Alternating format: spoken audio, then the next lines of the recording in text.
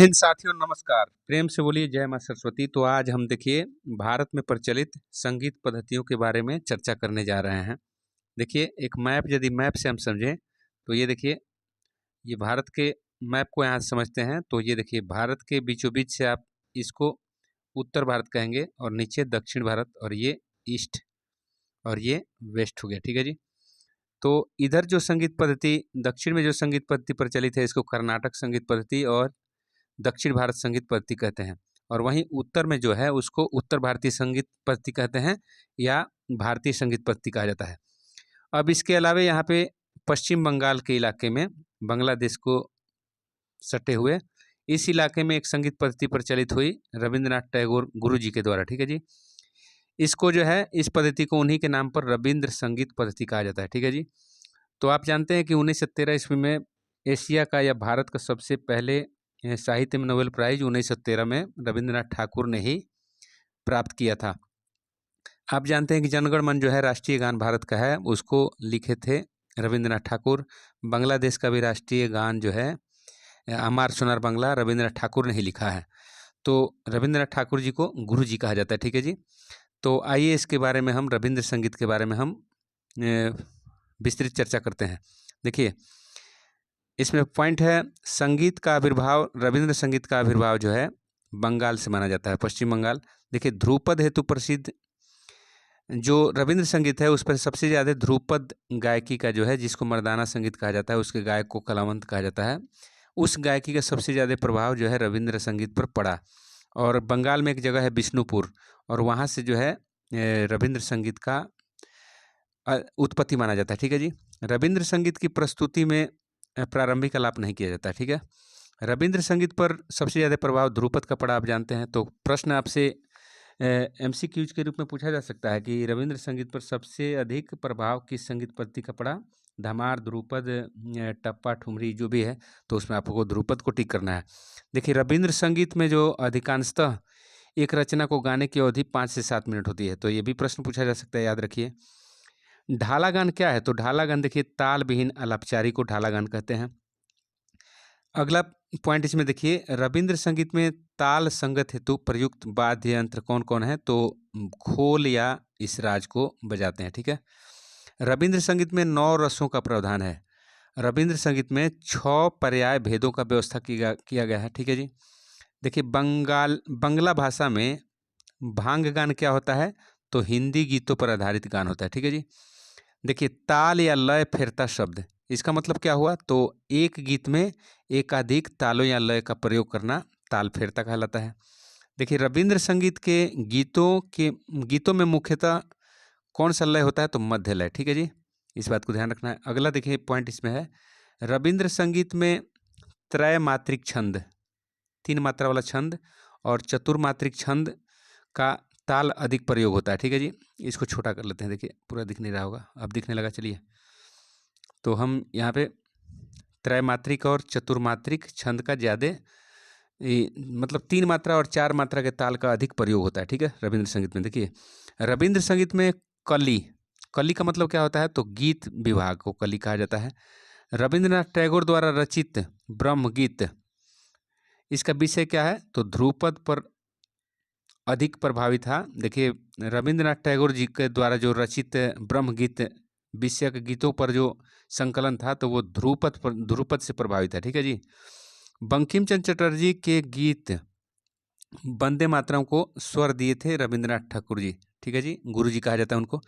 जनगण मन को कंप्लीट कब किया गया था? तो 1911 में रविंद्रनाथ ठाकुर के द्वारा। ठीक है जी। अगला देखिए इसमें पॉइंट, बाउल गायक किसको कहा जाता है? तो बाउल गायक के रूप में प्रसिद्ध ललन फकीर हैं। ठीक है जी। अब देखिए गायन के विष्णुपुर घराना, विष्णुपुर जो पश्चिम बंगाल में है, गायन के विष्णुपुर घराना से रविंद्रनाथ ठाकुर जी प्रभावित थे।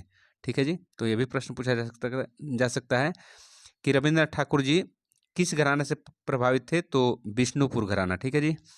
अब देखिए इसमें अगला पॉइंट देखिए, बाउल गायक रजनीकांत बाउल गायक नहीं थे। देखिए सुरांतर, इसका मतलब क्या हुआ? एक गीत भिन्न स्वर और भिन्न ताल में हो, उसी को सुरांतर कहते हैं। ठीक है जी। रविंद्रनाथ टैगोर संगीत दर्शन के विषय, संगीत और भाव से अधिक प्रभावित होते थे। ठीक है जी। संगीत दर्शन क्या था? संगीत और भाव, इससे प्रभावित होते थे रविंद्रनाथ टैगोर अधिक, कि जो भी संगीत है उसमें भाव होना चाहिए। इस बात से रविंद्रनाथ ठाकुर अधिक प्रभावित हुए। देखिए, रविंद्रनाथ टैगोर जी की जन्म तिथि है 7 मई 1861 और उनका देहांत कब हुआ? 1941 में। ठीक है जी। रागों के समय सिद्धांत विषय पर रविंद्रनाथ टैगोर ने किन से चर्चा किया था? तो विष्णु नारायण भातखंडे जी से। ठीक है जी। देखिए, रविंद्रनाथ टैगोर के पिता का नाम बताइए क्या है? तो देवेंद्रनाथ टैगोर। ठीक है जी। अब देखिए, रविंद्रनाथ टैगोर के प्रथम संगीत आचार्य कौन थे? तो यदु भट्ट। अगला प्रश्न देख लीजिए। रविंद्रनाथ टैगोर को पाश्चात्य संगीत सीखने की प्रेरणा किनसे मिली? तो ज्योतिरिंद्रनाथ टैगोर से। ठीक है जी। अगला पॉइंट है, रविंद्रनाथ टैगोर द्वारा प्रयुक्त स्वर लिपि क्या थी? तो आकार मात्रिक स्वर लिपि। ठीक है जी। तो प्रश्न पूछा जा सकता है कि आकार मात्रिक स्वर लिपि का प्रयोग कौन करते थे? तो रविंद्रनाथ टैगोर। किस संगीत में? तो रविंद्र संगीत में। ठीक है जी। देखिए, किस ग्रामोफोन रिकॉर्ड में रविंद्रनाथ टैगोर ने वंदे मातरम गाया था? तो ग्रामोफोन का नाम क्या है? Specially trained by doctor Rabindranath Tagore. ठीक है जी, ये नाम है। ठीक है जी। यदु भट्ट, इनका समय काल क्या था यदु भट्ट जी का? तो यदु भट्ट जी का जो है, जो रविंद्रनाथ टैगोर के संगीताचार्य थे, इनका समय काल क्या था? तो 19वीं शताब्दी। ठीक है। अगला प्रश्न देख लीजिए। टप्पा गायक निधु बाबू का पूरा नाम क्या था? तो रामनिधि गुप्ता। ठीक है। अगला पॉइंट है, ब्रह्म समाज एवं ठाकुर परिवार में उपासना हेतु गीतों को क्या कहा जाता था? तो ब्रह्म संगीत। ठीक है जी। अगला इसमें पॉइंट देख लीजिए। अगला पॉइंट इसमें देखिए, अगला पॉइंट इसमें है, प्राचीन प्राचीन शुद्ध स्वर सप्तक आधुनिक युग के काफी थाट के समान है, आप जानते हैं। देखिए, अपन्यास शब्द का व्यवहार प्राचीन काल में दिखाई देता है। ठीक है जी। अपन्यास शब्द का व्यवहार प्राचीन काल में दिखाई देता है। देखिए, सारंगदेव कृत संगीत रत्नाकर में, सारंग जी के जो संगीत ग्रंथ है संगीत रत्नाकर, उसमें गायक के 25 दोष बताए गए हैं। ठीक है। तो आपसे पूछा जाएगा, सारंगदेव द्वारा लिखित संगीत रत्नाकर में गायक के कितने दोष बताए गए हैं? तो 25। ठीक है। हिंदुस्तानी संगीत साधना हेतु चिल्ला में 40 दिनों के नियम का प्रावधान किया गया। ठीक है जी। अगला पॉइंट इसमें देखना है आपको, टीप शब्द का मतलब क्या होता है? टीप शब्द का मतलब है तार सप्तक का सा। ठीक है जी। तार सप्तक का सा को टीप कहा जाता है। और परखाद किसको कहा जाता है? तो अति मध्र सप्तक को परखाद कहा जाता है। और ख्याल भरने से इसका मतलब क्या हुआ? ख्याल भरना का मतलब हुआ ख्याल की बढ़त। देखिए, अष्टपदी कृति किसकी है? तो अष्टपदी कृति जो है, जयदेव की कृति को अष्टपदी कहते हैं। अल्पत्व शब्द से क्या मतलब है? तो अल्प प्रयोग। ठीक है। अगला पॉइंट देखिए इसमें, अगला पॉइंट इसमें अब देखना है आपको। अगला पॉइंट इसमें लिख रहा है, रविंद्रनाथ टैगोर की पहली संगीत पुस्तक रवि छाया कब रची गई थी? तो 1885 में। ठीक है जी। रविंद्रनाथ टैगोर ने 1923 में बसंत नाटक का प्रकाशन किया। ठीक है जी। बसंत नाटक का प्रकाशन रविंद्रनाथ टैगोर ने 1923 में किया। गीत सूत्रधार बंगाली भाषा की पुस्तक है। ठीक है। अब देखिए, गीतांजलि में 203 गीतों का संग्रह है। ठीक है। बंगला संगीतज्ञ द्विजेंद्रनाथ राय रविंद्रनाथ टैगोर के समकालीन थे। ठीक है। देखिए, काजी नजरुल इस्लाम भी रविंद्रनाथ टैगोर जी के समकालीन थे, जिनको विद्रोही कवि कहा जाता है। ठीक है। देखिए, 1915 में रविंद्रनाथ टैगोर को सर की उपाधि मिली थी। 1915 में। 1913 में इनको साहित्य का नोबेल मिला था, और साहित्य का नोबेल मिला था। ठीक है। अब देखिए, ऋतुरंग नाटिका में कवि रविंद्रनाथ टैगोर 6 ऋतुओं का समावेशन किए हैं। ठीक है जी। देखिए, यतीन्द्र मोहन ठाकुर ने क्षेत्र मोहन गोस्वामी के साथ मिलकर नाटकों हेतु वृंदवादन की रचना किया। ठीक है जी। वृंद वादन क्या होता है? तो वृंद वादन वाद्य यंत्रों के आवाज को कहते हैं। देखिए श्यामा, श्यामा जो है, श्यामा नामक नृत्य नाट्य 1939 में रविंद्रनाथ टैगोर के द्वारा लिखा गया था। ठीक है जी, श्यामा नामक नृत्य नाट्य। देखिए विद्या वाचस्पति, विद्या वाचस्पति की उपाधि रविंद्रनाथ टैगोर जी को 1940 में दिया गया था। देखिए चंडालिका का रचना काल 1932 में हुआ रविंद्रनाथ ठाकुर के द्वारा। कथा नामक पुस्तक 1900 ईस्वी में रविंद्रनाथ टैगोर ने लिखा था। शरद उत्सव नाटक का प्रकाशन 1908 में किया गया। देखिए अगला पॉइंट देख लीजिए इसमें, हम यहाँ पढ़ते हैं रविंद्रनाथ टैगोर का जो संगीत पद्धति है, इसमें ताल में, इस ताल में खाली नहीं होता है। ठीक है जी, रविंद्रनाथ टैगोर द्वारा 6 तालों का व्याख्या किया गया है, 6 तालों का। ठीक है जी, देखिए एकादशी ताल रविंद्रनाथ टैगोर द्वारा रची गई, एकादशी ताल। ठीक है, याद रखिएगा। देखिए आप यहाँ देखिए मायार खेला की रचना 1888 में रविंद्रनाथ टैगोर के द्वारा किया गया। तौसेर देश की रचना 1933 में किया गया। देखिए वाल्मीकि प्रतिभा, इसका जो है 1881 में रचना हुआ। देखिए उपन्यास राजर्षिवाद को बाद में नाटक में परिवर्तन किया गया। ठीक है जी, देखिए अगला इसमें पॉइंट देखिए, अगला पॉइंट इसमें लिख रहा है विदेशी धुनों से प्रभावित गीत रविंद्रनाथ टैगोर के वाल्मीकि प्रतिभा ग्रंथ में मिलते हैं। ठीक है जी, तो वाल्मीकि प्रतिभा ग्रंथ में विदेशी धुनों से प्रभावित गीत मिलते हैं जो रविंद्रनाथ टैगोर के द्वारा रची गई। देखिए कि स्वदेश की विदेश जथाय तथाय, कि स्वदेश की विदेश जथाय तथाय गान के रचनाकार राम मोहन राय थे। ठीक है जी, राम मोहन राय को अकबर सेकेंड राजा का उपाधि दिया। बाद में उनको जो है ब्रिटेन भेजा गया था कि अकबर सेकंड का पेंशन चालू हो जाए, तो वो राजा को उपाधि दिया था, तो बाद में इनका राजा राम मोहन राय पड़ा था। और ये की स्वदेश की विदेश जथाय तथाय, और इसकी रचना जो है राम मोहन राय किए थे। देखिए मन जागो मंगल लोक रचना किस ख्याल के आधार पर रची गई? तो जागो मोहन। ठीक है जी, देखिए राग खमाज में आधारित आज श्याम मोहलिनो, ठीक है जी, ख्याल पर गीत रविंद्रनाथ टैगोर के द्वारा रचा गया। ठीक है जी, तोहरी गेहे पालिछो स्नेह। ठीक है जी, जो राग खमाज पर आधारित आज श्याम मोहलिनो ख्याल पर गीत रविंद्रनाथ टैगोर ने कौन सा गीत लिखा? तो तोहरी गेहे पालिछो स्नेह। ठीक है जी, देखिए कंठ कौमुदी पुस्तक के लेखक कौन है? तो क्षेत्र मोहन गोस्वामी। कंठ कौमुदी के लेखक क्षेत्र मोहन गोस्वामी।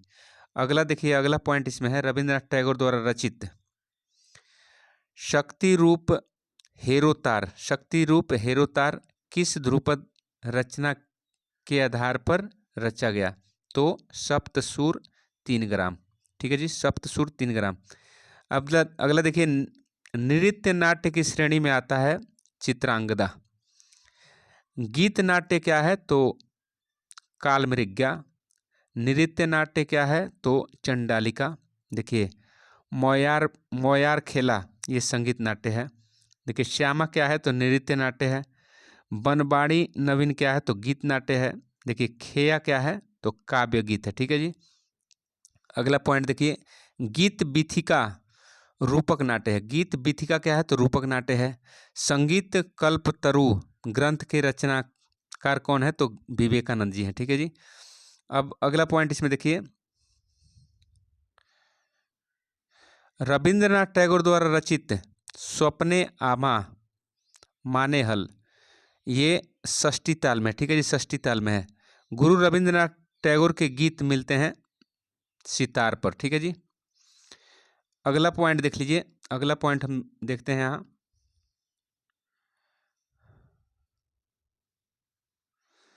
अर्धमागधी क्या है? तो गीत शैली का एक प्रकार है। अनुलोम शब्द क्या है? तो नृत्य विद्या के संबंधित शब्द है। देखिए भातखंडे ने हिंदुस्तानी संगीत पद्धति के 40 सिद्धांतों का उल्लेख किया। और नटवरी नृत्य की कथक शैली से संबंध है। नटवरी नृत्य का संबंध कथक शैली से है, ठीक है जी। भरत ने लास्य नृत्य की अभिव्यक्ति 10 अंगों द्वारा जताई है, ठीक है जी। अगला पॉइंट देख लीजिए, रूपक। देखिए निबद्ध गान शैली में आती है, रूपक किस में आती है, तो निबद्ध गान शैली में, जो ताल से बधी रहती है। भरत के अनुसार 8 रसों की संख्या है। भरत के अनुसार कितने रस हैं, तो 8 रस हैं। हिंदुस्तानी संगीत पद्धति में 40 सिद्धांतों का उल्लेख भातखंडे ने अपनी पुस्तक क्रमिक मल्लिका भाग 5 में किया है, ठीक है जी। तो क्रमिक मल्लिका जो पुस्तक है वो 6 भाग में मिलता है। देखिए गोलंडी नृत्य पद्धति प्रबंध विद्या से संबंधित है, ठीक है जी। देखिए मोहम्मद करम इमाम कप्त मादानुल मसीकी में 12 नायकों के नाम का उल्लेख है, ठीक है जी। तो ये पढ़ लीजिएगा। अगला पॉइंट देखिए, अगला पॉइंट इसमें है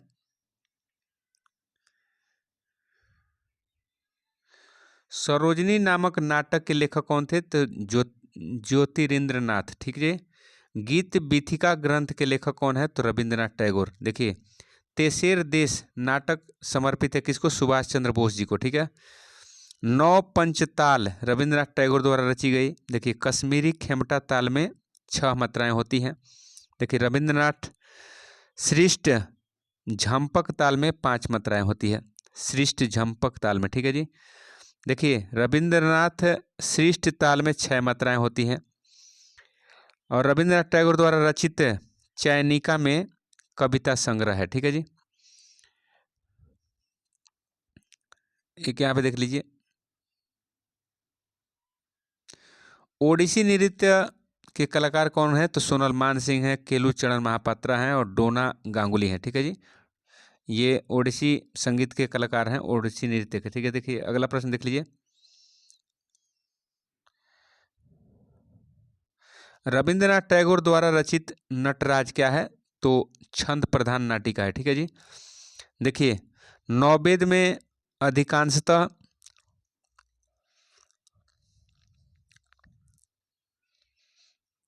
नटराज छंद प्रधान की व्याख्या की गई। देखिए 9 पंचताल की रचना रविंद्रनाथ टैगोर ने किया, 9 पंचताल की रचना रविंद्रनाथ टैगोर ने किया।